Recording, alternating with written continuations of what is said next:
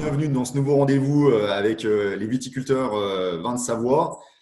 Aujourd'hui, nous allons rejoindre Philippe Héritier, en Haute-Savoie, parce qu'il y a aussi du vin de Savoie en Haute-Savoie. C'est vrai qu'il y a une grande majorité du vin de Savoie qui se produit en Savoie.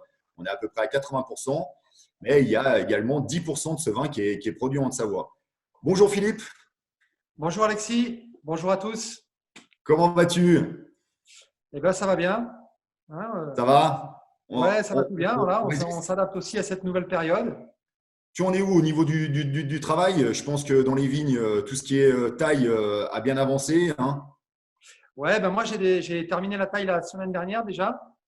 Et donc là, dans les vignes, je suis en train de passer l'intercept, c'est-à-dire d'enlever l'herbe et puis de gratter le sol entre les ceps. Donc heureusement, on a un outil pour faire ça, mais on se rend compte que au final, il faut qu'on termine à la pioche, quoi. Voilà. Ok, très bien. Euh, Alors, juste peut-être pour ceux qui ne te connaissent pas, là, on est où? alors là, on est à Poisy, donc au domaine des orchis, dans mon chai. Là, aujourd'hui, justement, ce matin, j'en profite pour faire le houillage des barriques, c'est-à-dire justement finir de remplir les barriques. Ok, Euh, pour la petite histoire, donc je fais également l'élevage d'escargots, qui était historiquement situé sur Poisy. C'est pour ça que mes caves sont à Poisy et mes vignes, elles, sont sur le terroir de Frangy. d'accord. Alors là, juste Philippe, explique-nous ce que tu es en train de réaliser.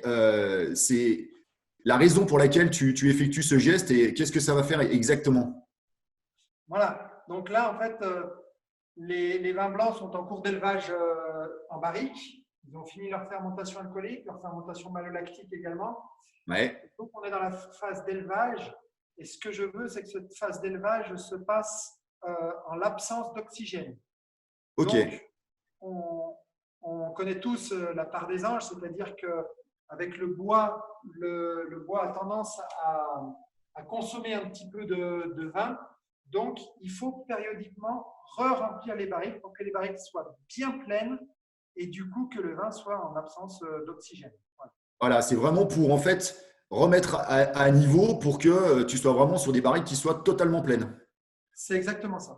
C'est Et exactement là, ça. tu es sur quoi? Tu es sur ta cuvée 18, 19? Alors ça, c'est les blancs 2019. Ok. Donc, qui pour Ils sont en l'instant barrique vont pas bouger, pour l'instant restent en vinification et que tu sortiras seulement encore dans quelques mois. en septembre, voilà, exactement. Le vin Ok. est dans ces barriques-là depuis le lendemain des vendanges. Donc, elles ont fait la fermentation alcoolique, la fermentation malolactique dans les barriques. Et là, maintenant, on est dans la phase d'élevage. C'est une phase où on appelle, il y a un processus qui se passe qui s'appelle l'autolyse des lies, ou les lies qui sont LIES, qui sont les résidus de fermentation, sont en train de se désagréger d'elles-mêmes et nourrissent le vin Ok, en même ok, temps ok. qu'elles le protègent.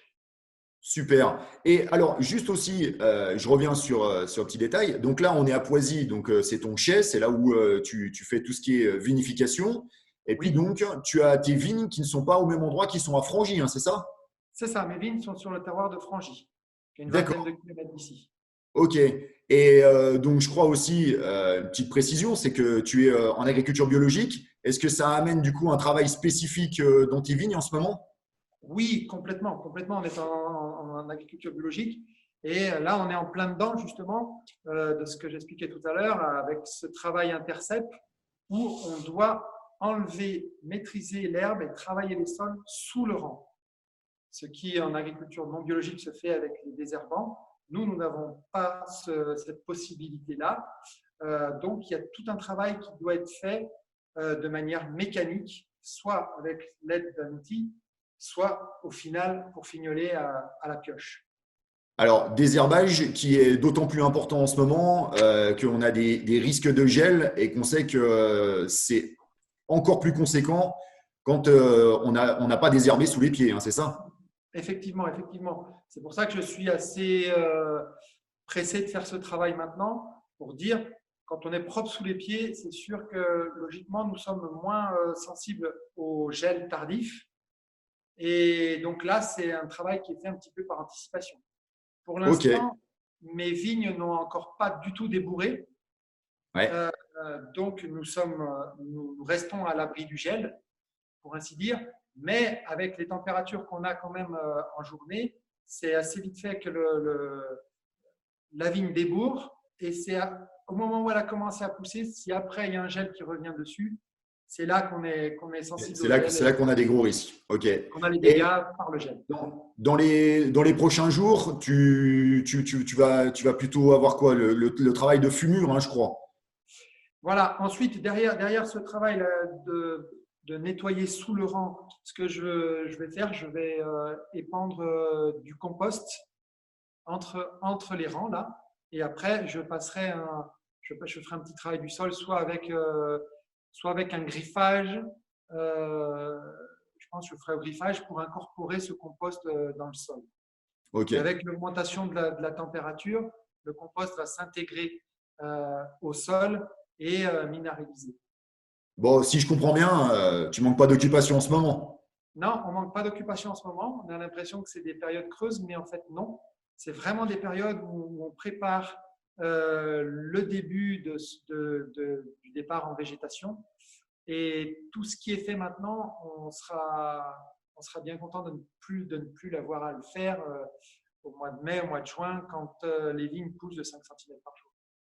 Ok.